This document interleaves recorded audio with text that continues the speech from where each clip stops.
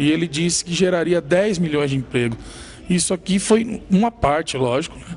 Importante, por exemplo, para que as pessoas acreditassem nele, devido à trajetória operária, a luta pelo movimento sindical, de que de fato ele poderia gerar emprego. E de fato ele não só gerou 10, gerou 14, né? Hoje são 14 milhões de emprego acumulado até o momento. Então eu compreendo que esses processos de ascensão de figuras como essas que você citou são um processo natural, porque os povos começam a se reconhecer dentro da sociedade como um ator político importante e começam a compreender a importância do voto, sobretudo no Brasil, que a gente tem uma democracia muito recente, ainda em fase de se consolidar. A gente saiu da ditadura militar aí há pouco mais de 20 anos, então o nosso povo começa a perceber isso. Eu espero que o Brasil tenha de fato sequência, né, nesse rumo que vem seguindo. O Brasil é um país hoje que é uma promessa para o planeta, né? Você sai do país hoje e quando chega em outro país, alguém vai carimbar o passaporte e o cara diz Brasil, Brasil. Era uma referência antigamente para mulata, para samba, futebol. Hoje o Brasil é uma referência no desenvolvimento econômico, o Brasil é uma referência em exportação até de tecnologia, produção de conhecimento. Ainda temos muito a fazer. Nosso país foi o último a estabelecer universidade.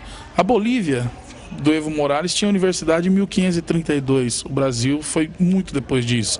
O último país a abolir a escravidão. Estamos muito atrasados em muita coisa. Mas eu acho que essa nossa miscigenação é o grande trunfo, essa multiculturalidade, essa multiplicidade também. Isso tudo ele joga a nosso favor. Penso que mesmo com essa tradição de não ter universidade que se aprofunda no núcleo mesmo do conhecimento, né? Você pega a nossa tradição universitária, ela está muito ligada à ciência aplicada, medicina, coisas do gênero, engenharia, tecnologia, mas o núcleo do conhecimento, que é a filosofia, que é as ciências sociais e tal, você pode ver que o cara que se forma nessa área no país, ele acaba saindo do Brasil para buscar um doutor honoris causa na Sorbonne, no Harvard, coisa do gênero.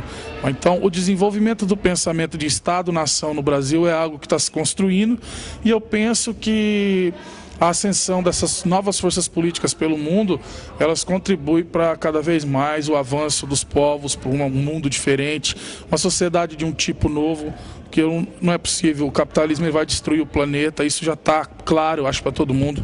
Essa crise mundial recente, ela é prova viva disso, né? Quem tinha estado forte foram os primeiros a superar a crise, né? O Brasil foi um dos últimos a entrar e um dos primeiros a sair. Eu penso que não existe fórmula. Eu ainda não sei como é a nova sociedade, mas eu sei que ela está sendo construída, tá? O mundo está em transição. Nós sabemos que você está numa caravana permanente aí, caminhando por várias cidades, levando a sua mensagem, mas como nós temos a oportunidade de ver diante de nós alguém com conhecimento tão profundo sobre sobre tão importantes assuntos, que nós vamos explorá-lo um pouco aqui. E você estava dizendo aí a questão do conhecimento científico mais no lado social. Em Paraty se discutiu nos últimos dias a questão do pensamento de Gilberto Freire, que é aliado ao pensamento do Darcy Ribeiro, do próprio Sérgio Buarque de Holanda e outros os cientistas sociais de nosso país, trouxeram a ideia de um Brasil como uma nova potência mundial a partir exatamente da originalidade da sua população, ou seja, de uma população miscigenada. Alguns estão procurando dizer que Gilberto Freire errou. Como você está vendo isto neste momento em que se discute este grande cientista social brasileiro? O Lula é a prova viva que Gilberto Freire acertou, né? O maior estadista que esse país já viu. Eu acho que Lula entrará para a história não como entrou Juscelino, coisa do gênero. O Lula entra para a história como entrou Franklin, Roosevelt, estadistas nesse nível. Pode ser que muita gente que está me assistindo agora pode dizer que eu sou um maluco, porque o preconceito de classe com o presidente Lula ele é muito forte, ele existe. Quem assistiu, por exemplo, o filme Lula, o Filho do Brasil, pôde ver que ele já morou em lugares e sofreu com enchente. Ele viveu coisas que o pai dele, muito problemático, né? Viveu coisas que depõem totalmente contra a possibilidade de ser quem ele é.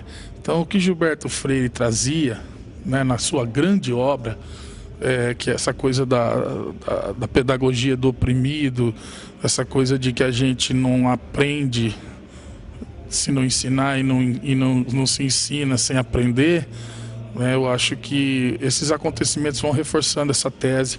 O que Darcy Ribeiro falava sobre um povo miscigenado, né, também, de um povo de um tipo diferente dos outros povos, também vai se consolidando. É um novo tipo. O brasileiro, ele é um povo único no planeta.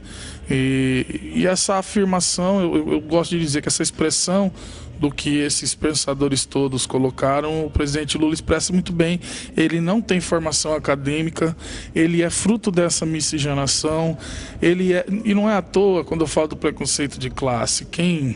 Esse filme do Lula, quando foi para ser lançado, me lembro bem, críticas na Folha, críticas no Estadão, e dizendo o seguinte: esse filme aí não presta, coisa boa mesmo é Vidas Secas, do Graciliano Ramos, aquilo lá que é bom e tal.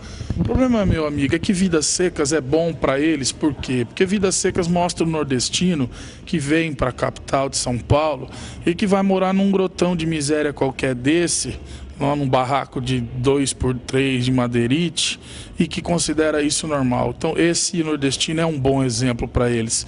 O presidente Lula é um nordestino que vem e que vence, e não só vence, esse é o detalhe central, ele vence pela política, ou seja, pela política ele transformou a própria vida e a vida de uma nação, de um país.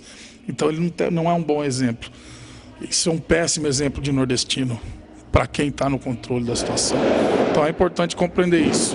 Eu penso que nós vamos ver cada vez mais consolidado esse conceito. Acho que o povo brasileiro não tem mais aquele problema que tinha antes, que é o patrão manda e o funcionário vota. Ou acho que a dona de casa, a patroa, dizia para a empregada em quem votar. Hoje a nossa irmãzinha que é doméstica, ela decide o próprio voto dela. A TV vai perdendo a força de influência na formação desses chamados currais eleitorais.